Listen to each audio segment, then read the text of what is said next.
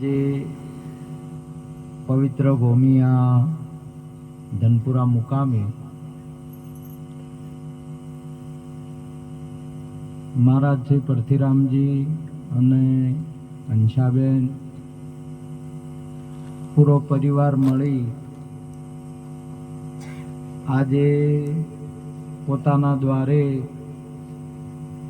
બહુ જ ભાવ હતો એમને ઘણા સમયથી અમને બાપુશ્રીને પગલાં ખરાબ હતા જે એમણે કૃપા કરી આપણા ઉપર અને વધાર્યા એ બદલ ખૂબ ખૂબ ધન્યવાદ. સંતોના પગલાં આપણા ઘરે થઈ જાય ને આપણો આત્મા ગજગજ કૂદે, આપણો આત્મા રાજી થાય. બધું સંતો આવે એટલે પરમાત્મા આયા સમજી લેવાનું. આપણા ઘરે સંતમાન ભગવાનમાં કોઈ ફેર નહીં. જે ભગવાન જેને પરિબ્રહ્મ નારાયણ જે પરમ તત્વ કહેવાય છે એ જ સાકાર સ્વરૂપ સંતનું છે. એ આપણને આપણી નરી ઓખે દેખાય.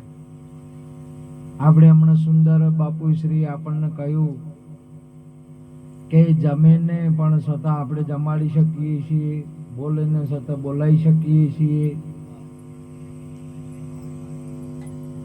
દેખો એવા નહીં છતાં આપણે દેખી શકીએ.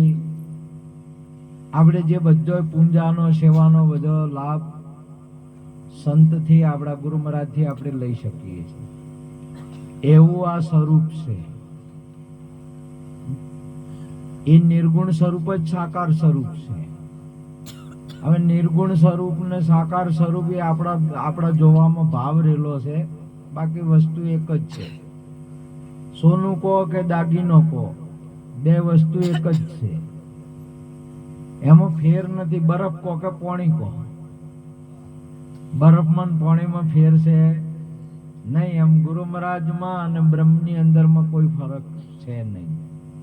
પરંતુ આજે હું તમને કહું કે આપણા અહીંયા ભારતીય સનાતન સંસ્કૃતિની અંદરમાં સંતો ભક્તો ઘણાય.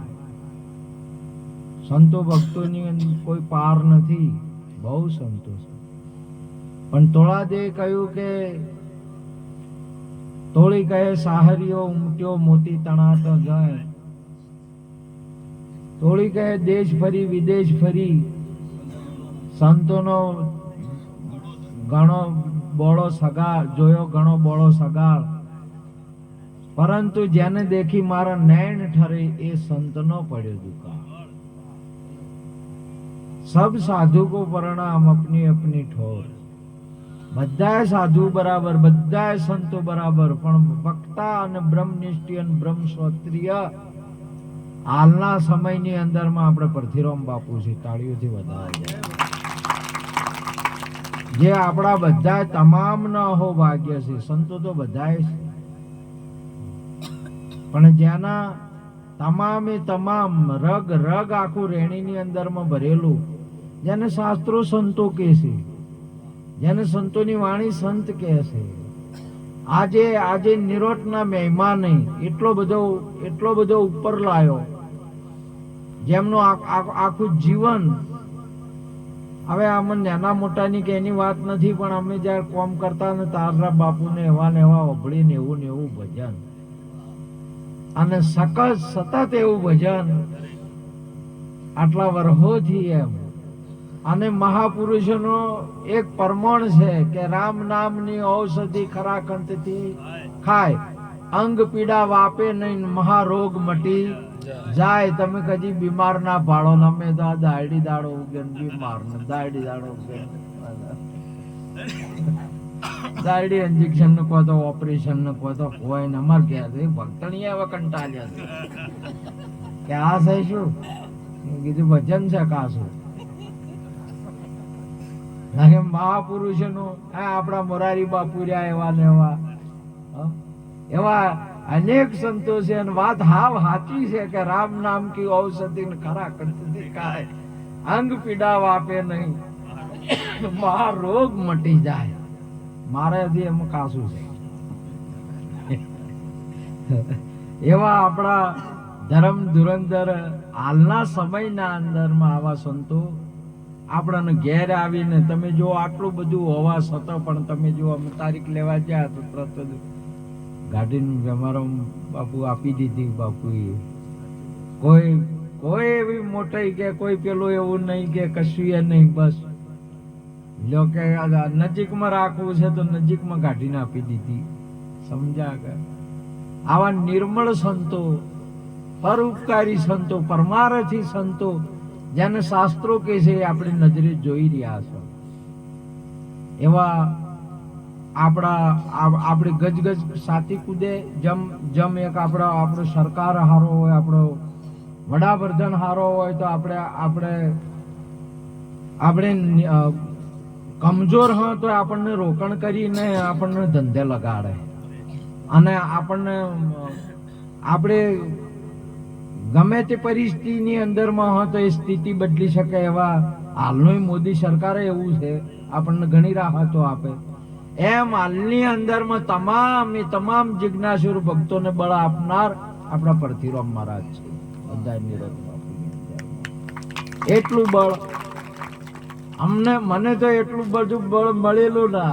હાલમાં જયારે મારું વ્યક્તિત્વ હોય તો મોટો સંસ્કાર બધાથી મને હવે તમે સાચી વાત કહેવરાવો ને તો મને કોઈનો સત્સંગ વાપરવો ગમતો નહીં. બાપુ શું હોય બીજા બધાનો થયા ખરો પણ ન્યાસો પડે બધો. અને જે કોઈ બધો સંસ્કાર હોય, આ તો અમારા ત્યાં એક ડાયરામ બાપુ હતા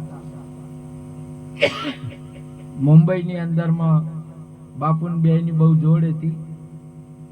એમણે પણ મને બહુ સંસ્કાર આપેલા અને બહુ બળ આપેલું. અને બીજા નંબરમાં આપણે પરથીરામ બાપુનું બળ ને પછી બધું આપણા ગુરુ મહારાજનું જ કહેવાય. છતાં પણ આવા પુરુષો છે ત્યારે આપણે બધા હવે આજે આ સ્ટેજ ઉપર ઉભા છીએ, નહીં તો સાદા માણસોનું કામ નહીં. એક સમયની અંદરમાં એવું હતું બાપુના અહીંયાના વખતની અંદરમાં તે અમે ચા પાણી કરવા આવતા હોતા થતા હોતા એવા આપણા પુરુષે. અને બાવાનું જોર વધારે, બાવાનું જોર વધારે. અને એ સમયની અંદરમાં વાઘ બાવા તો બધા કહે અમે વાઘ છો અને આપણને તો બકરા કહે. તારે એ બધાને પાસા પાડનાર અને બધાને હાથે રાખનાર એ આપણા પરથીરામ બાપુ છે. આ શક્તિ આપી, તાળીઓથી વધાવો એકવાર. આજનો મહિમા એમના આશીર્વાદથી થયો છે, આપણે દર્શન કર્યા છે. ફરી પણ તમે સમય મળે, આ તો તમારો લાભ લીધા જેવો છે. તમે તારીખો માગો. બાપુ તો હજી એ તો આપણે તો વિહમો લે છે, તો વિહમો નહીં લેતા, સતત રાત દિવસ ચાલુ રહેશે ભજન.